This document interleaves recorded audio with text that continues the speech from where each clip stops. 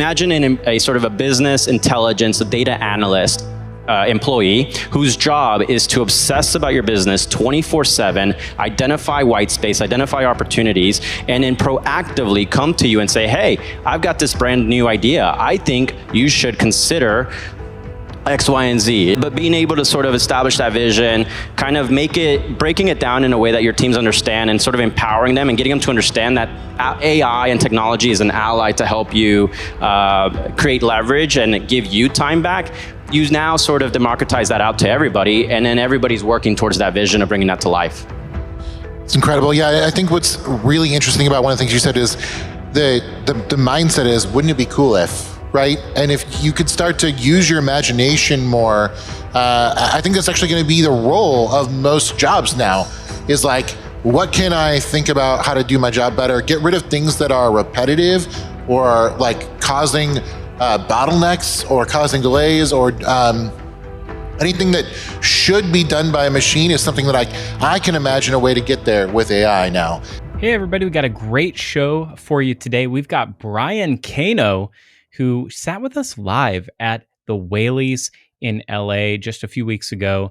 Bryan Lang and I sat with him live at a session talking about AI agents, talking about how they are planning to try to be 100+ year brand and what it's going to take to scale beyond just men's shirts into a full family brand, and how culturally they have to adapt to do that, and how they are employing technology to scale, and how they are employing cultural awareness and insights to scale.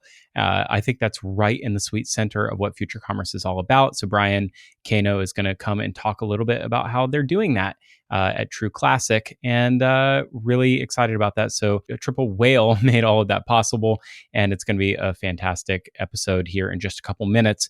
Before we get there, we are going to be at the Vision Summit in just a few days' time by the time you hear this. And I want to let you in on a little secret. We have a couple early bird tickets available just today.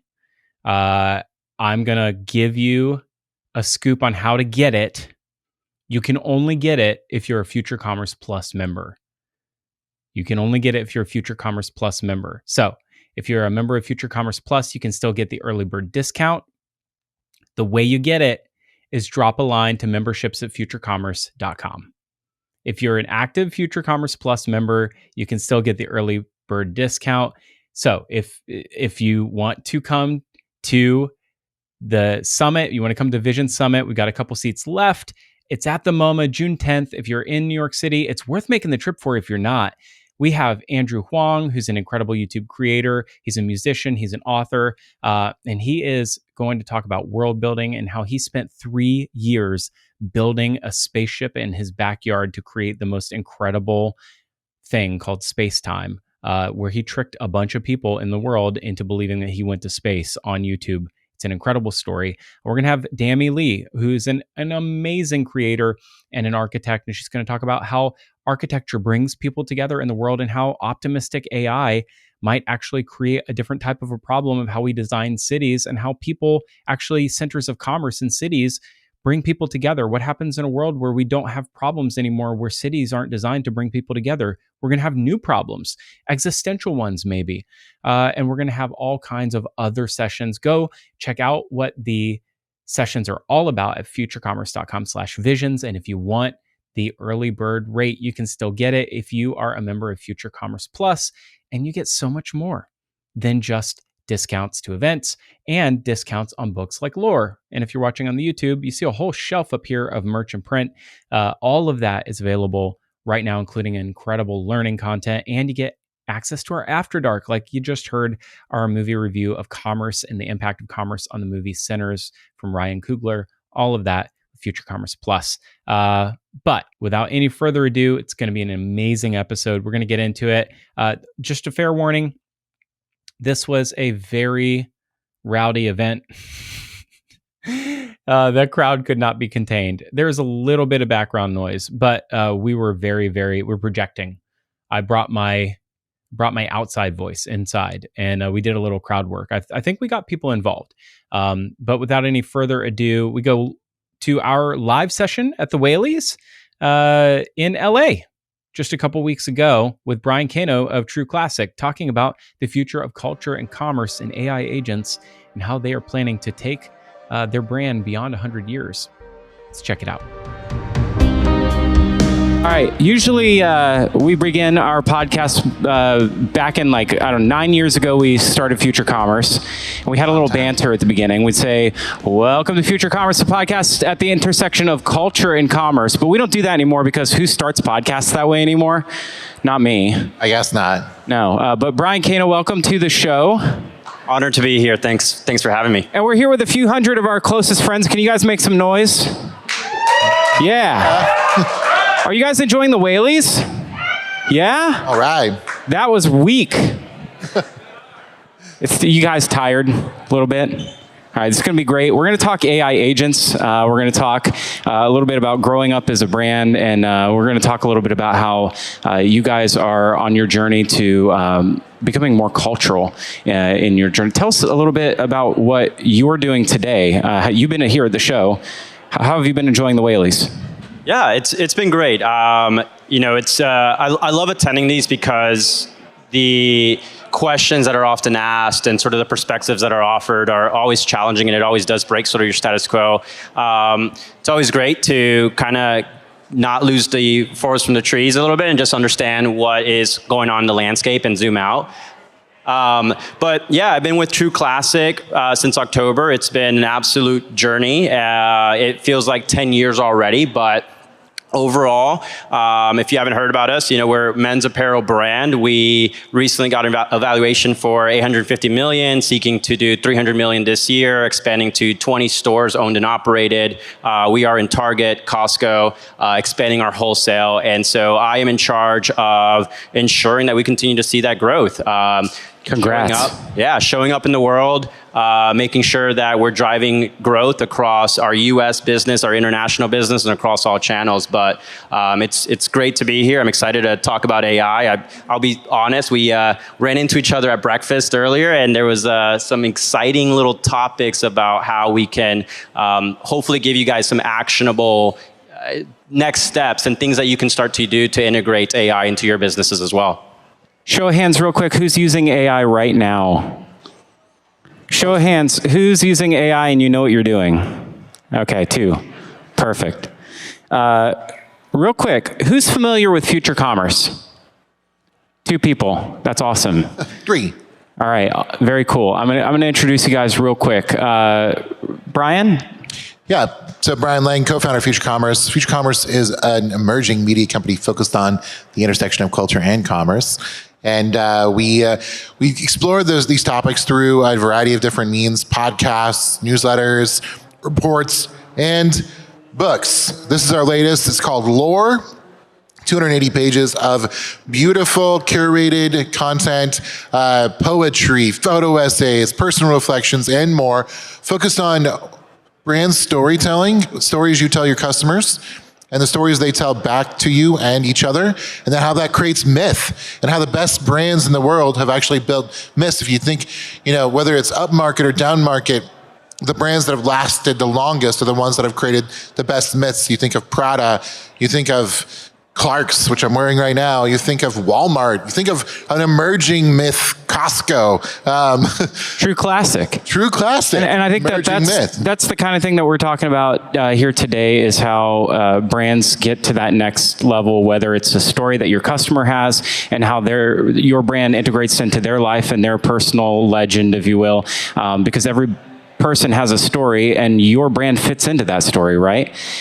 Because commerce is culture, right? And we create our world, whether we like it or not, by relating to the world and the brands and how they fit into it. And so getting back to you, Bryan, let's talk a little bit about how you are creating worlds for your customers and how you're doing that tactically with technology. So let's jump really quick into it. You are right now integrating technology into every part of the business. I think when we sat down to prep for this, you blew me away by talking about how the roles are changing every day and plugging in AI into those roles, and how you're stringing together these AI agents into interconnecting systems like Slack and finance, and it's beyond what I was understanding. So give us a little bit about how you're deploying AI today.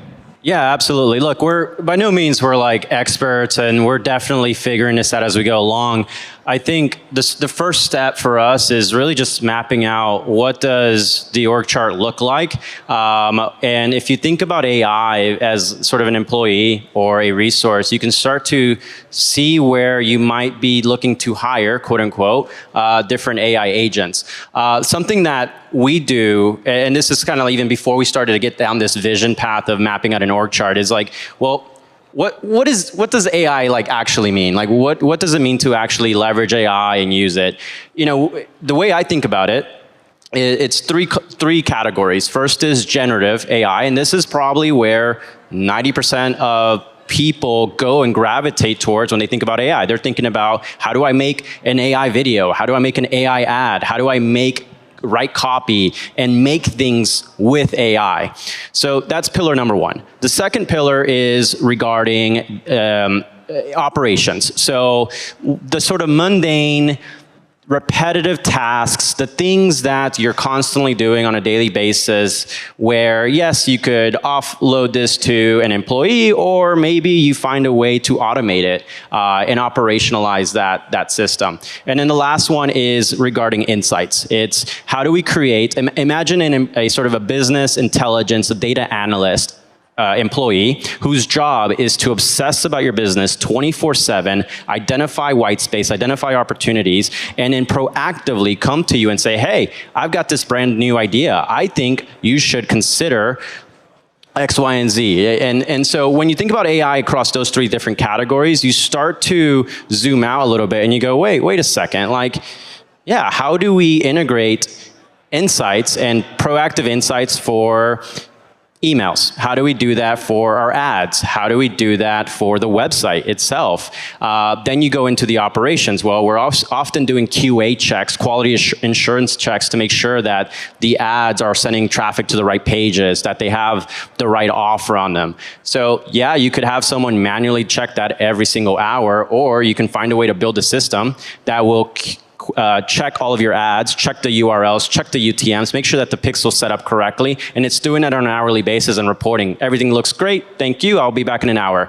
And then lastly, the generative, which I think is kind of self-explanatory. I won't dive into that. But for us, when we start to think about those three categories, the sort of world of opportunity opens up, and it's no longer a top-down initiative of, okay, it's all on me as the leader to find ways to integrate this. You create this framework that now the rest of the team in your organization can go, every single morning I have to take this Excel file and I have to upload it into this sheet, and then I have to pull a report on it.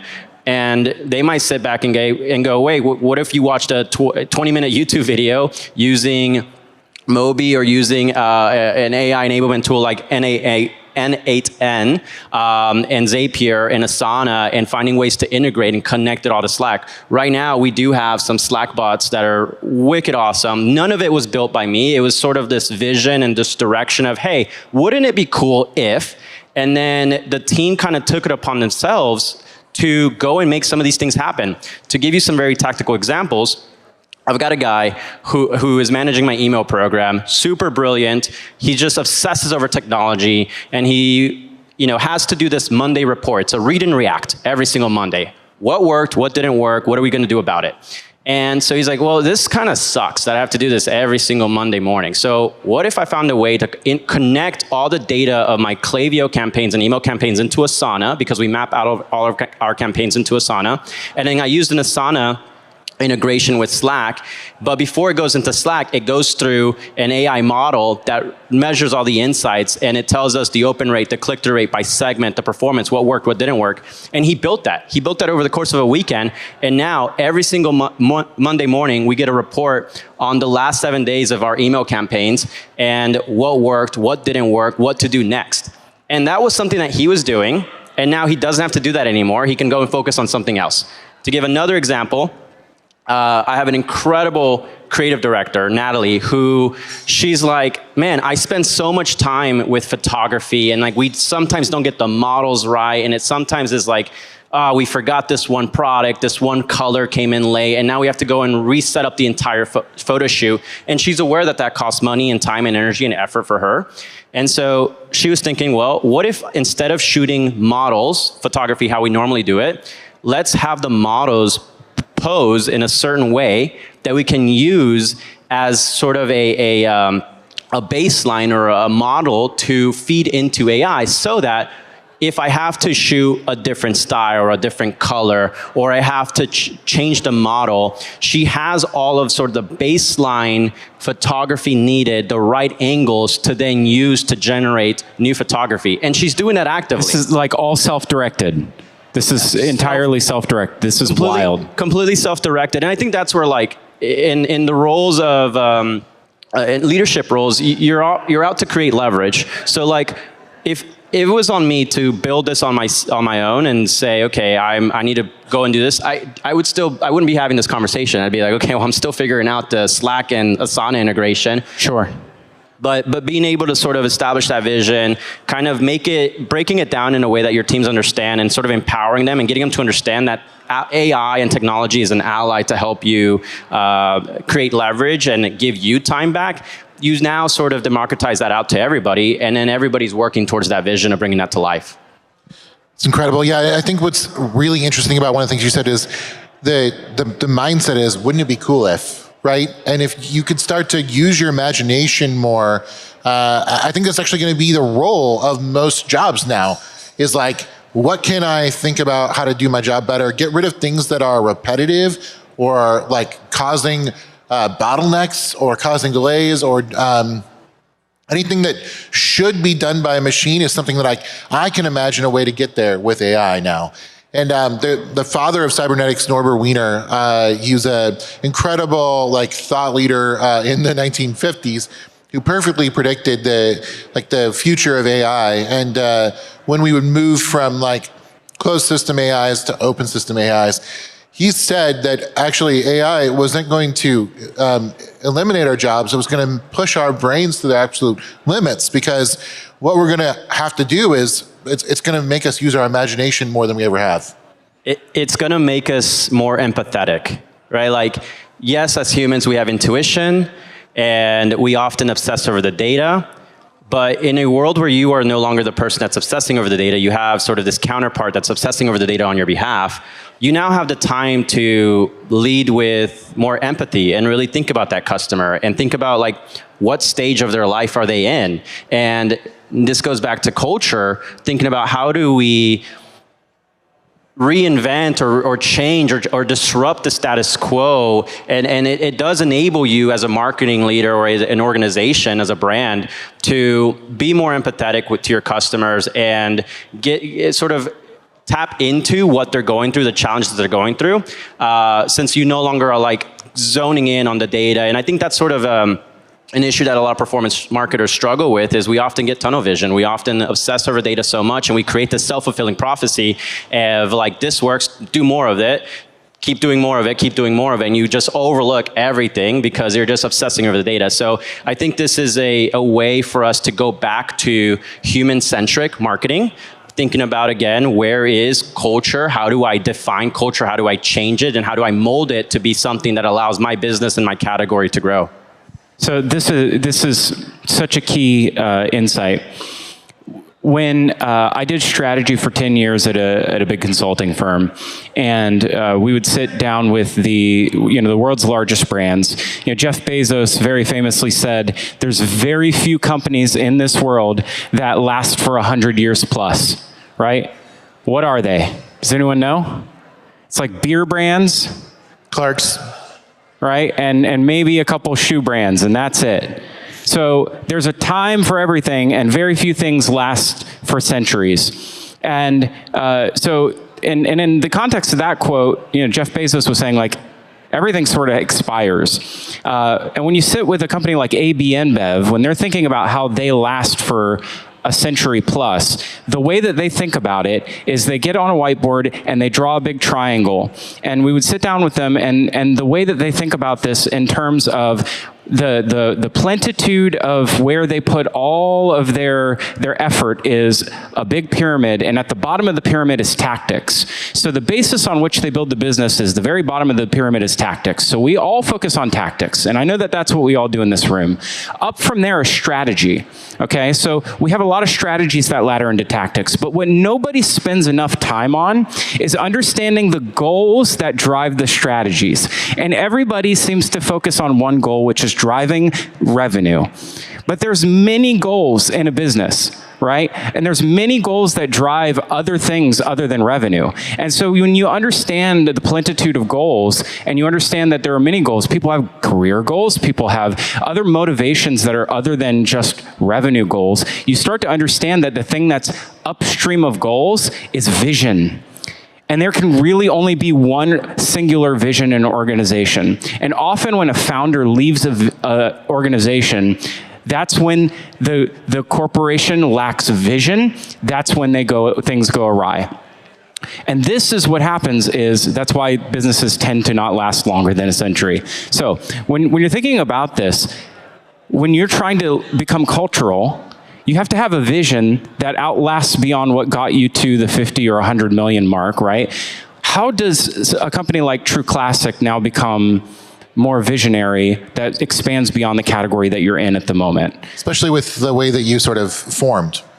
Yeah, look, when we started off, we grew because we were solving a real problem, and that was the fit, the feel, and the price. And we were there and showing up for men in a way that no other apparel brand has shown up in the past. But as we've grown, right, there's been this desire and this necessity to give meaning to the shirt, give meaning to the apparel and the clothes and the logo, and it needs to represent something in their life. It can no longer just be about the material interaction of like putting on a shirt and it's like, well, I bought it, it was a great price, it looks good, awesome. So when I'm thinking about this vision, it's something that is going to absolutely transcend like my time and tenure at True Classic. It's something that we have to start building, and then the torch has to be carried on because I'm thinking about it over a 100, 200, 300 year period. I'm wanting to do something in our media, in our culture, in a way that allows men to be more confident, as an example. Right, and let's say that is the vision. We want men to look good and feel good effortlessly, and as a result, they're more confident. Okay, great. So in order for me to make that connection and for people to think about our shirts as something that gives them confidence, I'm thinking about, well, what are all the moments in a man's life where he doesn't feel confident? It's the first interview. It's the first date. It's when he's become a new dad and he's put on a little bit of dad weight and he no longer fits into those mediums that he once had.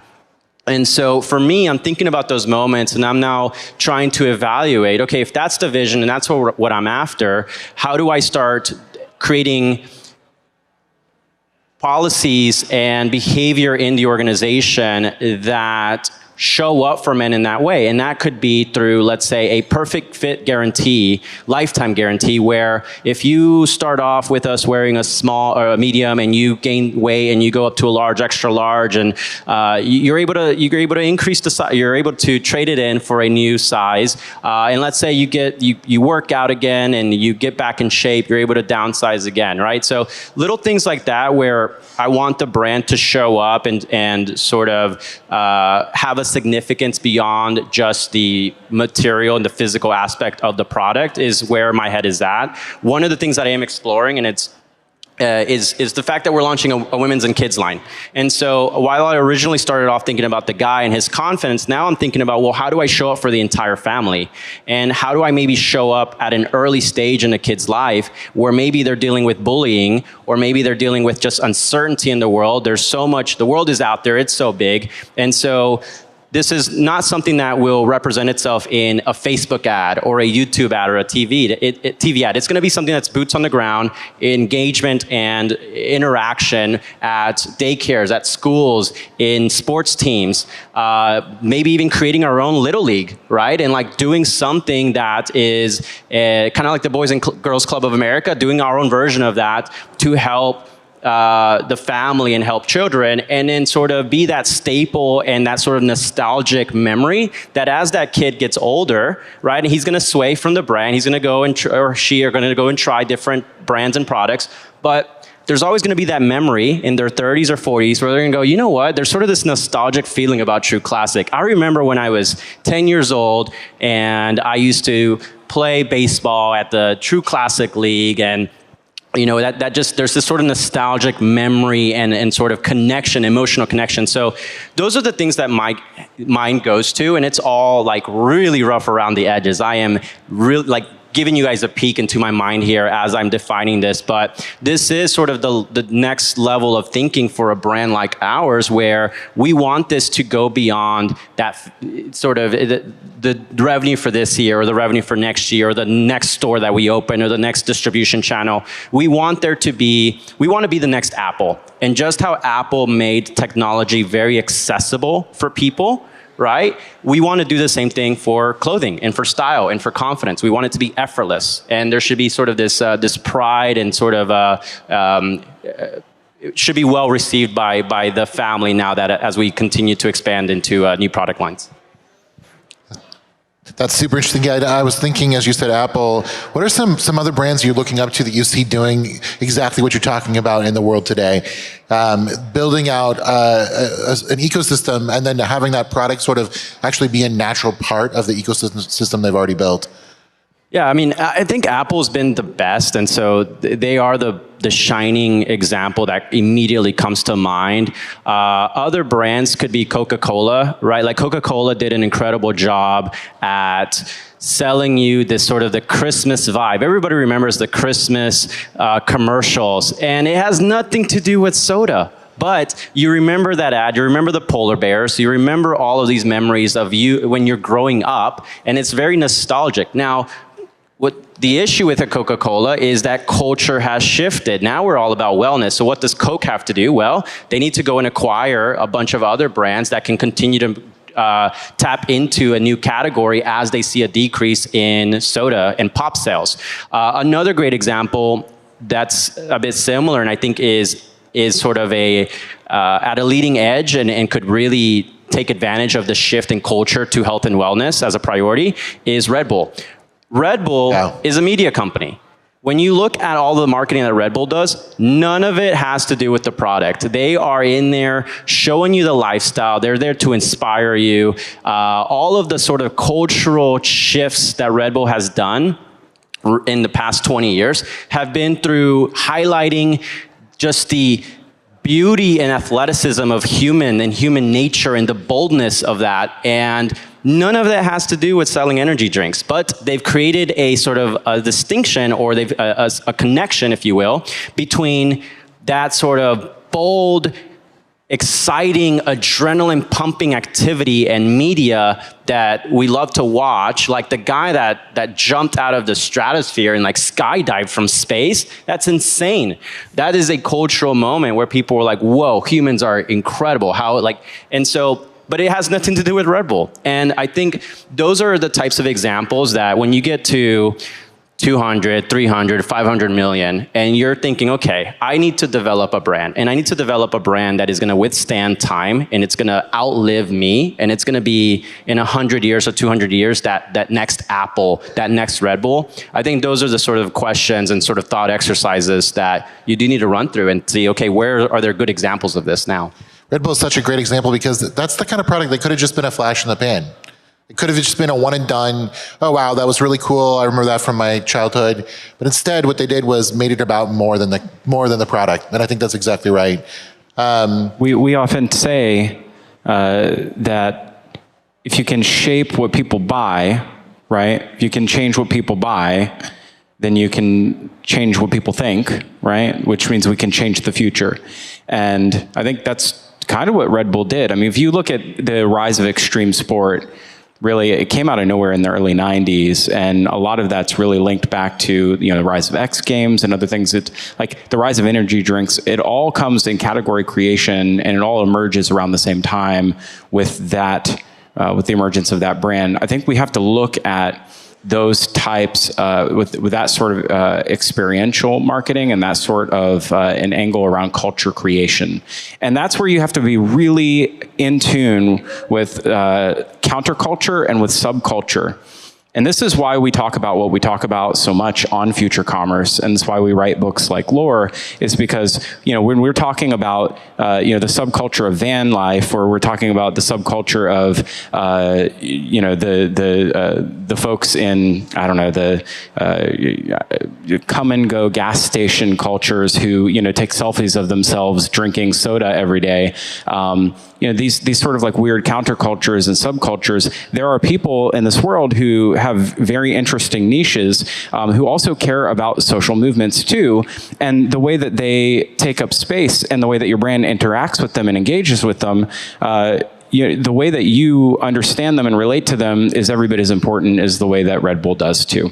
And I don't think that those things are relegated just to big national or global brands. I think that every brand, it's incumbent on every brand to understand and engage with it, because just the way that 2-day fast free shipping shape the way that customers expect something of you because they got it from Amazon, I think that those sorts of norms are being applied to every brand because they get it from Nike and Adidas and Puma and everyone else. This is essentially to understand as arbitrage in the traditional channels, I shouldn't say traditionals, the modern channels has like dried up. Everyone knows to advertise on Facebook. Everyone knows to do SEO. Everyone knows to go have an Instagram strategy. Like they're already flooded. It's too late to get those early gains. And so for a lot of brands that kind of came up in that world and found a way through these tactical means to go win customers, now is the moment where you have to step back and be like, okay, I have customers, I have a good product, but I grew because I figured out how to conquer a specific channel. What do I do next?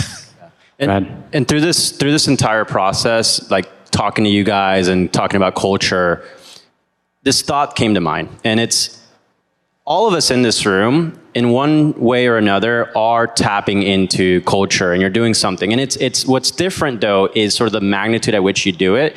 As you said, the arbitrage with Meta and Snapchat and TikTok and all these other platforms, that is you creating ads or sort of tapping into a medium that is at the time very culturally relevant, right? And you sort of ride that wave and you're there and you're looking for the next platform. Maybe it's AppLovin, right? So you're looking for the next thing that is like the next big social media platform because that's where the culture shifted and you want to be there.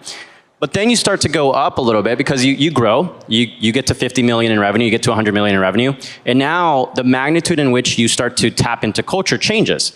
And so now that might be the van life. It might be an existing culture like, you know, I don't know, tiny homes or nomad life, or just these little pockets of culture that exist that, you know, kind of like come and go. But the magnitude that I think what makes a sort of an Apple successful or a Red Bull or a Coca-Cola successful is whenever they are the ones that are shaping that culture, and they go beyond the sort of minutiae or the ones that we're all playing in to actually let's be the ones that are owning the category, generating, creating the category. So it's sort of a realization that I was like, that is interesting. I've never really thought about it that way. But at the end of the day, when you are so in tune into how are people consuming media, how are people living their lives, what are the pain points that they're going through, you do start to think about different ways, and it does shape your marketing a little bit, and it does give you a unique angle versus chasing the same ad that other brands are creating. So I guess the next question to sort of get us back to where we began is, we have to activate a lot of these things we're talking about in these digital channels, and we're going to use tools like AI to do it. How do we do it in a brand safe way? And can we codify everything that we're talking about into AI. How are you doing that today? And can you maybe guess how you might do it tomorrow? Like, can you codify your brand today and your brand voice and all of the brand safety things into AI and allow your team to just rip in AI so that you can get them to play in a way that allows them to play in culture? Or is that something that you still need a little safety rails on? Yeah, so to answer the first part, right now we are arming the team. We're creating leverage. We're using AI and technology as a way to create more impact for people on my team. And what that enables is creativity being at the driver's seat, but you now have this sort of force multiplier to help you make a better impact, do things faster, cheaper. So by nature of having the human in the driver's seat, you kind of remove any of the risks on brand safety, and we have a little bit more control there. The second part of your question is very interesting. It's like, okay, well, what happens when you remove the human? Can you remove the human? Right now I am working with building and codifying all of the entire brand. I'm like doing research papers. I'm using the 4.5 and the 01 and 03 models to do like a bunch of research paper, try to do one every single day that I can read the next day. And then using that to then like continue to model and build out what our brand should be, trying to identify trends and shifts in culture that we can like get early in. And we're doing like the brand voice and creating JSONs, and I'm creating custom GPTs and all of that. I think that there is a world where you can codify it enough. I don't know that we're there yet. I think that technology isn't there yet, but it will be very soon. I give it 2 years to where I'm expecting AI to come to me with strategy and insight and a proposal on a new way for us to grow the business and continue to make it relevant. But I think that this is where that magic happens. The empathy and intuition and sort of the human nature of it, I think, is going to continue to be something that AI can't replace. And that is what's going to be the filter to make sure that we do things that are brand safe and that are a net positive for the business. In terms of it on its own doing everything, that would be very interesting. And look, if that's the case, well, so be it. I got to go pivot and figure out what I'm going to do with my career. I can't wait to see that future.